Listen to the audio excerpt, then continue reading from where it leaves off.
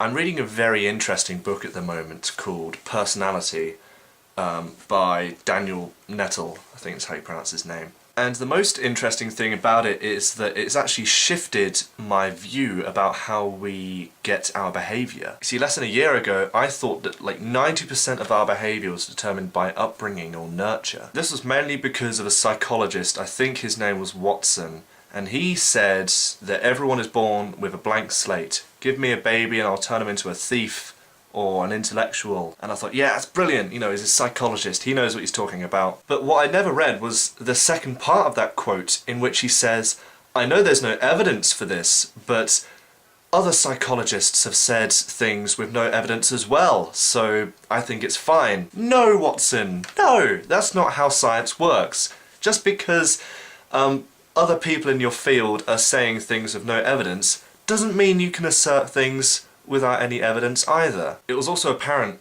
through doing psychology at A-level that a lot of our behaviours are determined by the way that we're brought up and, you know, our peers, that kind of thing. But this book that I'm reading has shown me that actually a lot of our behaviours are determined by nature. We've got 5 different personality traits: agreeableness, conscientiousness, openness, neuroticism, and extroversion. People can be high in one or high in two or low on all of them. It's a big mix. But the most notable thing about this big 5 is that very often it's determined from birth. People just are, because of genes, a certain way, and that will very rarely change. So maybe you're lucky and you're very high in agreeableness, or maybe you're very unlucky and you're very low in agreeableness. In fact, people who are very low in agreeableness are very likely to be psychopaths. So I suppose it's one of those weird things. I've always thought that behaviour is determined by how we live, and we're all just a blank slate from birth.